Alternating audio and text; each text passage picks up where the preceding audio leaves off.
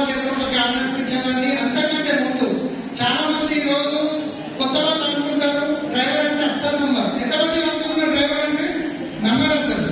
కొత్త వాళ్ళు మాత్రం ఫస్ట్ టైం వచ్చినప్పుడు నమ్మరు. ఎందుకు నమ్మరు అంటే బయట బెల్ట్ ఉంది, మీద సూట్ ఉంది, నెలకి 13 లక్షలు వస్తుంది, ఏవో అబద్ధాలు చెప్తారు, క్రియేట్ చేసి చెప్తారు అనుకుంటారు. అందుగురించి నేను ఏం చేసినంటే ఫస్ట్ నేను చిన్నప్పటి నుంచి వెస్టింగ్లోకి వచ్చినప్పుడు ఏ టైంలో ఎలా వర్క్ చేసినప్పుడు అన్ని ఫోటోలతో పాటు తీసి పెట్టాను. అది ఆల్రెడీ యూట్యూబ్ లో ఉంది.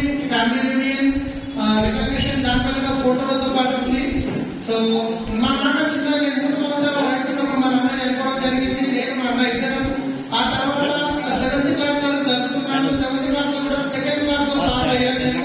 కానీ ఇంట్లో తినడానికి లేని పరిస్థితి. మా అమ్మ కూలికి పోతుండే, వరి నాటడానికి, వరి మొత్తం ఆ తర్వాత ఇంట్లో పన్నీగా చేసుకుంటే. సో నేను ఇంకా స్కూల్ ఆధారం లీవ్ ఉన్నప్పుడు నేను ఇంకా మా అమ్మతో పాటు వరి మొత్తం బయటికి పోతుంటే, రాత్రిలో గడ్డి ఇంటికి పోతుంటే. ఎందుకంటే మా నాన్న లేదు కూర్నాలు చేసి అప్పుడు అలాంటి లైఫ్ ఉండే మాది.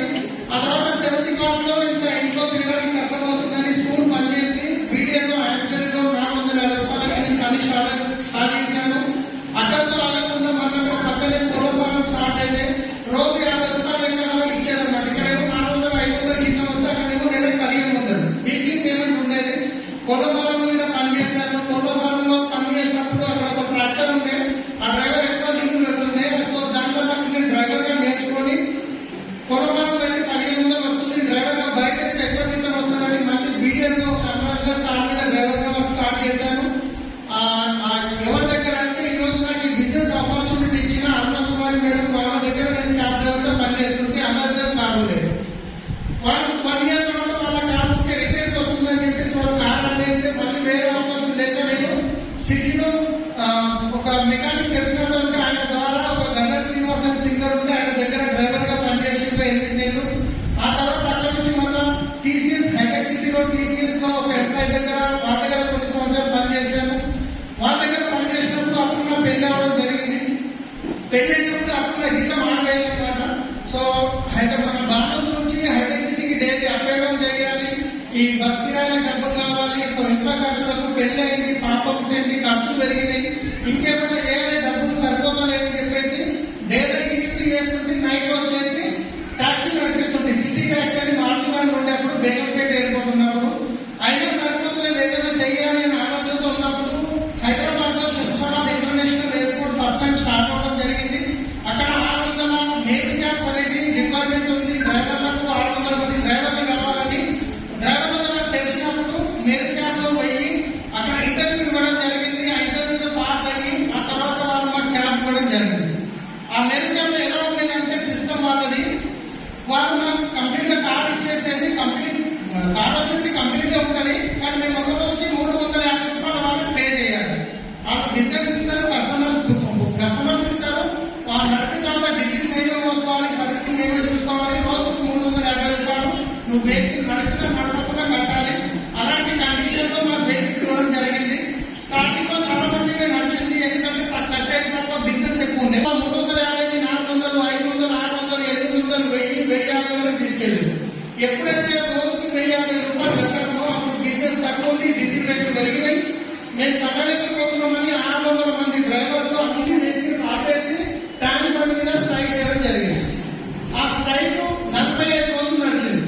ఈ 45 రోజులు రోజు పోవాలి, ఇంట్లో తినాలి, పోయి ట్యాంక్ బండ్ మీద కూర్చోవాలి. మన దగ్గర ఏ వ్యక్తిని నడవనిచ్చే కాదు, నేరుగా ఏదైనా నడిస్తే నడవనిచ్చే కాదు, ఎందుకంటే మేము స్ట్రైక్ లో మీరేనా నడుపుతారు.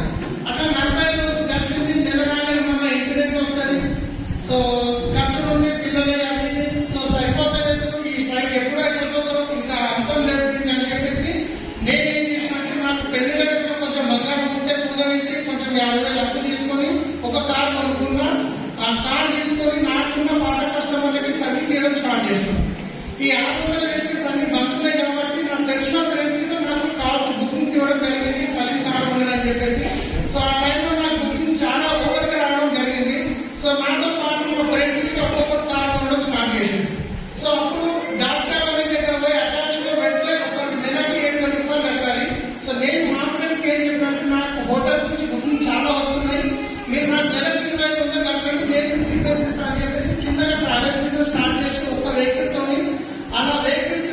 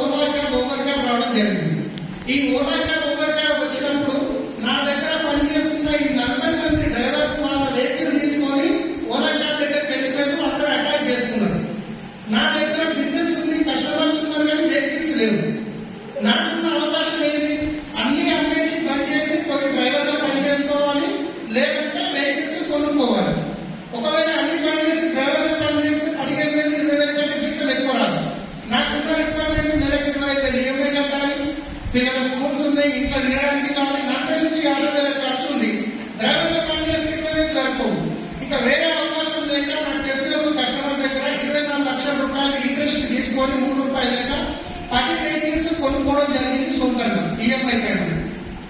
ఈ 10 వెహికల్స్ కొనుక్కొని బిజినెస్ మళ్ళా ఒక 1 year వరకు చాలా బాగా నడిచింది. ఎందుకంటే ఇంతకు 40 మంది కలిసి చేసే బిజినెస్ ఈ 10 వెహికల్స్ కలిసి చేసేవాళ్ళు మంచి ప్రాఫిట్ వచ్చాడు. మళ్ళా ₹1,00,000 ఇన్కమ్ దాకా వచ్చింది. కానీ ఆఫ్టర్ 1 year తర్వాత ఓలా క్యాబ్ వాళ్ళు మేము ఒక కస్టమర్కి ఎయిర్పోర్ట్కి ₹700 తీసుకుంటే వాళ్ళు ₹300-350 ఇవ్వడం స్టార్ట్ చేసి 50% డిస్కౌంట్. ఈ 50% డిస్కౌంట్ ఇచ్చినప్పుడు నా దగ్గర ఈ హోటల్స్ నుంచి వచ్చే బుకింగ్స్ కానీ రెగ్యులర్ కస్టమర్స్ కానీ బయట మాకు సగం రేట్గా వస్తుంది నీకెందుకు మొత్తం అని చెప్పి కస్టమర్స్ కి నా దగ్గర రావడం బంద్ అయిపోయింది. వెహికల్స్ కి ప్రతి నెల ఈఎంఐ కట్టాలి, 10 మంది డ్రైవర్లకి ప్రతి నెల జీతం కట్టాలి, 5 మంది అమ్మాయిలకి ప్రతి నెల జీతం ఇవ్వాలి, సెటిల్మెంట్ కట్టాలి, ఇంటి ఖర్చులు ఇన్కమ్ ఏమో బంద్ అయిపోయింది, ట్రావెల్స్ మొత్తం జీరో అయిపోయింది. ఇవి మాత్రం ఆగట్లేదు. మళ్ళీ ఇవి తీసుకున్న 24 లక్షలకి నెలకి 70,000 ఇంట్రెస్ట్ కట్టాలి. ఒకేసారి నెలకి 15-16 లక్షల టర్న్ ఓవర్ అయ్యేది కంప్లీట్ గా మొత్తం 1,50,000 వచ్చేసింది. బిజినెస్ జీరో అయిపోయింది.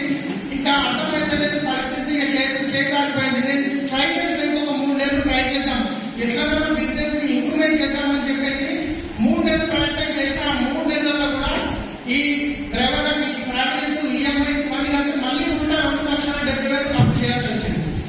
ఇక ఆ పరిస్థితుల్లో నాకు అర్థమైపోయింది, ఇక నేను వీళ్ళ ముందర నిలబడలేను. తిరిగి చూసుకుంటే నెలకి 70,000 ఇంట్రెస్ట్ కట్టాలి, ఇన్కమ్ జీరో అయిపోయింది, తినడానికి కష్టం అయిపోయింది. సో అప్పుడు ట్రావెల్స్ బంద్ చేద్దాం అనుకున్న టైంలో ఈ కొనుక్కున్న వెహికల్ ఒక్కొక్కటి 2.5 నుంచి 3 లక్షలు డౌన్ పేమెంట్ చేసి కొన్నాము. కానీ అమ్మేటప్పుడు అమ్మేటప్పుడు వస్తాయి 30,000 40,000 ఇస్తే కొనేవాళ్ళు దొరకలేదు. సో అట్లా 2 వెహికల్స్ అమ్మాలి, ఈ మంత్ ఇంట్రెస్ట్ కట్టాలి, 2 వెహికల్స్ అమ్మాలి, మళ్ళీ ఈ మంత్ ఇంట్రెస్ట్ కట్టాలి. అట్లా చూస్తూ చూస్తూ ఆ ఉన్న వెహికల్స్ కూడా వెళ్ళిపోయినాయి, అప్పు మాత్రం అట్లనే మిగిలిపోయింది. నెల వచ్చేసరికి 70,000 కట్టాలి. ఒక 5 లక్షలు వచ్చింది, 25,000 నెల కలుపుతా దగ్గర మెడికల్ షాప్ అయిన దగ్గర. నేను చిట్టి మంచి కడుతున్నాను చెప్పేసి పైకి పోయినప్పుడల్లా కూర్చోబెట్టి ఛాయ్ తెప్పించి రెస్పెక్ట్ ఇచ్చేది. 2 నెలలు చిట్టి లేట్ కట్టేసరికి అప్పటిదాకా రెస్పెక్ట్ ఇచ్చిన వ్యక్తి అరెక్ట్ రికార్డ్కి వచ్చేసింది. ఏమైనా పైసలు ఇస్తావయ్యా అన్నకాడికి వచ్చింది. ఇక పరిస్థితి ఇలా చేయడానికి ఇక ఏం చేయాలి. ఇక నేను ఒక రోజు ఈ అప్పుల బాధ తట్టుకోలేక మా వైఫ్ వాళ్ళ పిల్లలు తీసుకుని వాళ్ళ ఇంట్లో మా మామూలు దగ్గర వచ్చిన దాదాపు వెయ్యి.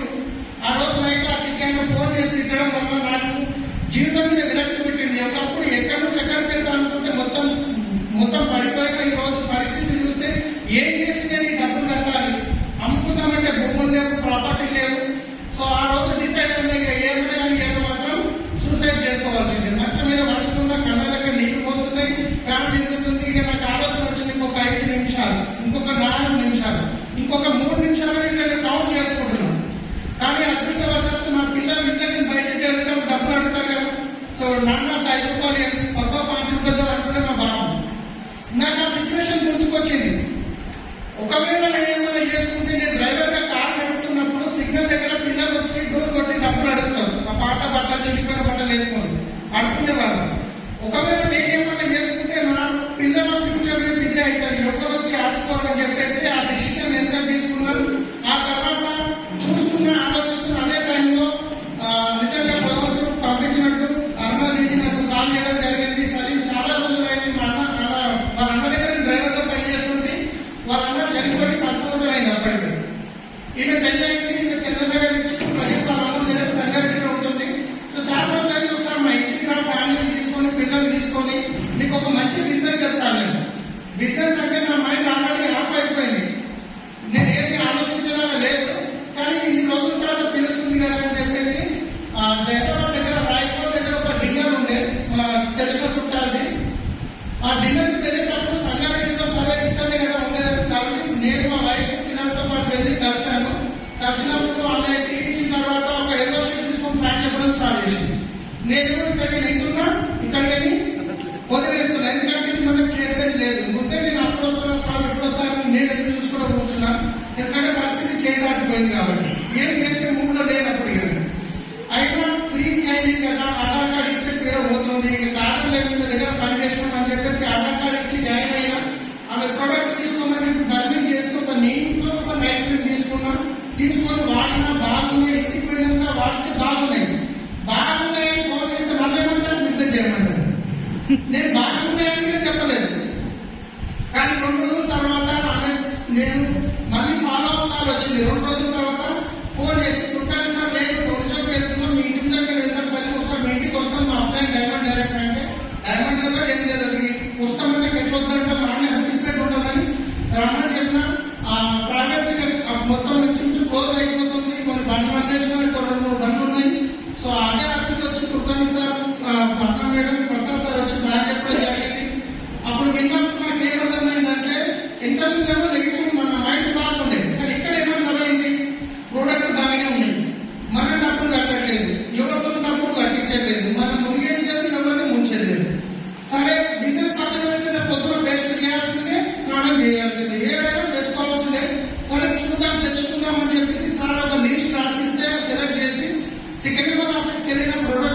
తీసుకోవడానికి వెళ్ళిన తర్వాత అక్కడ చూస్తే లైన్లో నిలబడి ప్రోడక్ట్ తీసుకుంటారు. అరే మంచి మంచి చదువుకున్న లైన్లో నిలబడి తీసుకుంటారు, లేదో బాగానే ఉంది అన్నట్టు.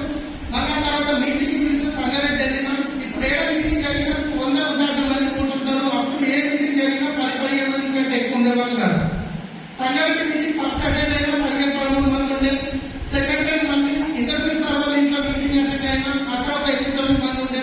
సో ఇలాంటి 2-3 మీటింగ్ అటెండ్ అయినాక ఢిల్లీ గోపురం ఫంక్షన్ వచ్చింది, అక్కడికి ప్రమోట్ చేయడం స్టార్ట్ చేశాం. బిజినెస్ అనేది పెట్టుబడి లేదన్నా మళ్ళీ మరి మీద ఖర్చు. ఇప్పుడు ఎక్కడికి కావాలి డబ్బులు.